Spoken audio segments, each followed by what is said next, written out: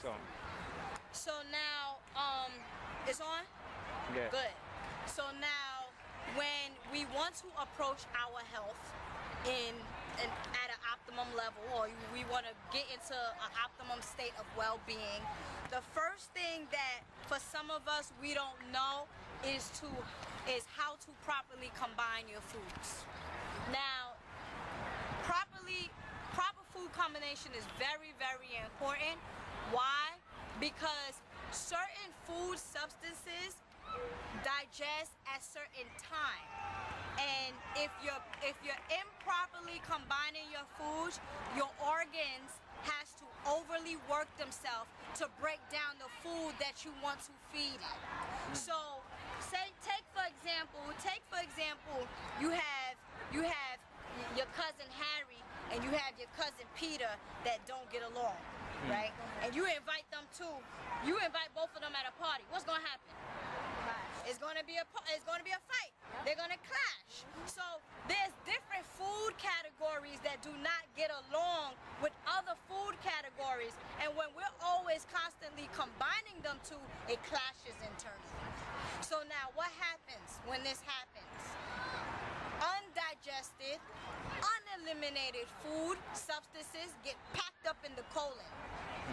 Once the organ system, the digestive organ system cannot break it down anymore, what happens then? It seeps into the bloodstream. You see, the mucus, now what happens? Mucus form, because you have undigested, uneliminated food. It's like if you keep packing up garbage and nobody comes and pick it up. What's gonna happen? It's gonna rot. You're gonna have fungus. You're gonna have parasites coming all over the place. That's the same thing when you do not properly combine your foods. So let me kick it to you. Poor food combination. This is something that people do a lot. Fruits and vegetables. They do that when they want to combine, when they in the salad. They combining nuts, they combining vegetables, and they combining fruits. Nuts, fruits, and vegetables all digest at different timing, which we're going to get into later on. As a matter of fact, nuts digest between 1 to 2 hours. Fruits digest in 30 to 60 minutes. So we're going to get into that, but that's just to let you know that proper food combination is very key as well. So fruits are not to be combined with vegetables. Fruits are not to be combined with any type of starch even. Fruits are not to be combined with any type of protein. And we got into the science of what is exactly protein. And I'm going to say it again because we have new people here. Protein is basically just a food category that the government system wants to keep you locked into eating meat products.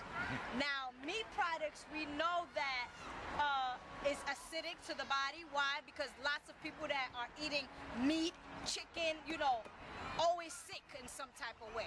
High blood pressure, diabetes, asthma, etc., all comes from an acidic diet.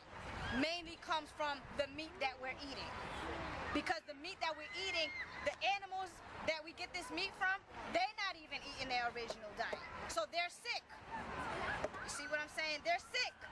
So if they're sick and we're eating it, we're sick, then that's how the whole now I'm going to give you what is a good, proper food combination, and I'm going to tell you what's not proper food combination.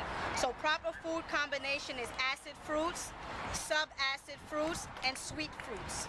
Now, when you're dealing with fruits, acid fruits and sub-acid fruits are good combination. Acid fruits and sweet fruits are not good combination.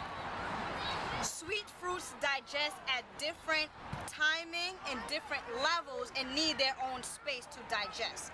The only reason why sweet fruits are compatible with sub-acid fruits because the amount of acid that's embedded in these fruits are not that high in opposed to acid fruits. Let me give you some examples. Acid acid fruits, you have grapefruits, you have lemon, you have orange, you have pineapple, pomegranate. Those are all acid fruits. Subacid fruits, you have apples, you have apricot, you have grapes, you have mangoes, you have papaya, you have pears, you have peach. Those are subacid fruits because they're not all the way sweet, but they're sweet, but they're not all the way sweet. They're property, right? So now when you talk about sweet fruits, you have bananas, you have dates, you have raisins, etc., etc. So sweet fruits and subacid fruits, again, are fair combination. Sweet fruits and acid fruits are poor combination. So that's dealing with the fruits. You got to know this. Another, when you're dealing with vegetables and you're dealing with your meal schedule, you're dealing with your timing, we have chlorophyll-based diet, which is also known as your non-leafy greens. You have, for example, you have broccoli, you have cabbage, you have cauliflower, you have kale, okra, etc., etc. They are in good combination with, for example, your protein, which is, they come from seeds. Now, seeds or nuts, that's also known as raw food. When people soak seeds and soak nuts, they are now alkaline forming. So therefore, you can properly combine them with vegetables, such as what I just explained. Okay. Poor combination, of course, is starches and the proteins. For example, starches such as carrots, which I explained, which is a hybrid, yams, potatoes, rice, which contains cyanide, as I said earlier. You see, they are in poor combination with protein. So again, and you can always email me and get more information. Again, we have to, when we approach our health holistically, when we approach our health on a more indigenous pathway, we have to first and foremost digest and combine the 2 food categories or even 3 food categories holistically and properly. So in conclusion, what I would like to leave with my audience is that when we do approach our health holistically or in a more healthier manner, it is important that we know the amount of time that these different food categories stays within our digestive tract. Why? Because you want to allow your organs to benefit from each food substances that you put into your body. If you say that you eat to gain energy, then you have to know how long does, say for example, a vegetable stays in your body, because we know that vegetables provides our body with energy. So, I'm just going to run the list down so you can get like a brief understanding. Water stays in your body, in your system, between 10 to 15 minutes. Juice stays in your system between 15 to 30 minutes. Melons stays in your system between 30 minutes. Most vegetables stays in your system between 1 to 2 hours. But the most important things that I would like to leave my audience with is that cooked meat and fish stays in your system between 3 to 4 hours, and shellfish stays in your system within your system in 8 hours. So I left you with that.